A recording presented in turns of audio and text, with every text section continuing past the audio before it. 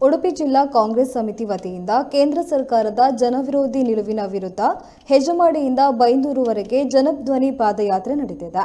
ನಿನ್ನೆ ಕುಂದಾಪುರ ತಲುಪಿದ ಪಾದಯಾತ್ರೆಯು ಇಂದು ಸಾಲಿಗ್ರಾಮದಿಂದ ಕೋಟ ತೆಕ್ಕಟ್ಟೆಯ ಮೂಲಕ ಕುಂದಾಪುರ ತಲುಪಿದೆ. ಕುಂದಾಪುರ ಶಾಸ್ತ್ರಿ ಸರ್ಕಲ್ ಬಳಿ ಪಾದಯಾತ್ರೆಯನ್ನು ಉದ್ದೇಶಿಸಿ ಕಾಂಗ್ರೆಸ್ ಮುಖಂಡರಾದ ಸುಧೀರ್ ಕುಮಾರ್ ಮರವಳ್ಳಿ ಮಾತನಾಡಿ ಪಾದಯಾತ್ರೆಯ ಉದ್ದೇಶವನ್ನು ತಿಳಿಸಿದರು.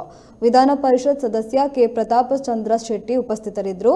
ಮಾಜಿ ಸಚಿವ ವಿನಯ್ ಕುಮಾರ್ ಸೊರಕೆ ಮಾತನಾಡಿ ಕೇಂದ್ರ ಸರ್ಕಾರ ಜನವಿರೋಧಿಯಾಗಿ ವರ್ತಿಸುತ್ತಿದೆ ಎಂದು ಆಕ್ರೋಶ ವ್ಯಕ್ತಪಡಿಸಿದರು. ಈ ಸಂದರ್ಭದಲ್ಲಿ ರೈತರ ಭದ್ರತೆ ದೇಶದ ಭದ್ರತೆ ಪುಸ್ತಕವನ್ನು ಬಿಡುಗಡೆ ಮಾಡಲಾಯಿತು.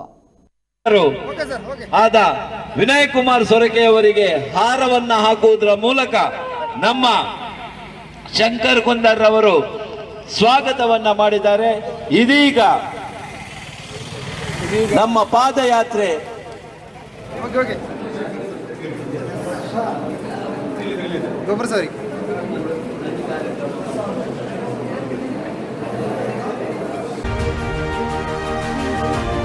ಜನವಿರೋಧಿ ನೀತಿ ಎಲ್ರಿಗೂ ಇವತ್ತು ದೇಶದ ಪ್ರತಿಯೊಬ್ಬ 135 ಕೋಟಿ ಜನರಿಗೂ ಕೂಡ ಈಗ ಮನವರಿಕೆ ಆಗಿದೆ.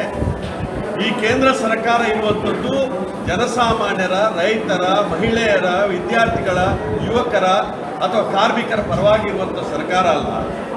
ಇದು ಕೆಲವು ಬಂಡವಾಳಶಾಹಿಗಳಿಗೆ ಸಂಬಂಧಪಟ್ಟಂಥ ಸರ್ಕಾರ ಅನ್ನೋದು ಇವತ್ತು ಬೆಳಕಿಗೆ ಬಂದಿದೆ.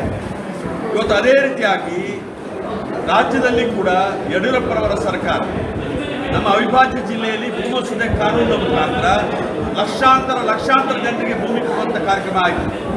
ಅದನ್ನು ಕಿತ್ತುಕೊಡುವಂಥ ರೀತಿಯಲ್ಲಿ ಇವತ್ತು ಅದಕ್ಕೆ ಕೂಡ ತಿದ್ದುಪಡಿಯನ್ನು ತರುವಂಥ ಕೆಲಸ ಕಾರ್ಯವನ್ನು ಮಾಡಿದ್ದಾರೆ. ಪೆಟ್ರೋಲ್ ಬೆಲೆ 100 ರೂಪಾಯಿಗೆ ಏರಿದೆ.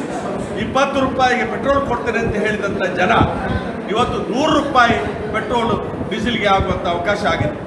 ಗ್ಯಾಸಿನಲ್ಲಿದ್ದಂಥ ಸಬ್ಸಿಡಿ ತೆಗೆದಿದ್ದಾರೆ. ಇವತ್ತು 350 ರೂಪಾಯಿ ಇದ್ದಂಥ ಗ್ಯಾಸಿಗೆ 850 ರೂಪಾಯಿ ಆಗುವಂಥ ಅವಕಾಶ ಆಗಿದೆ.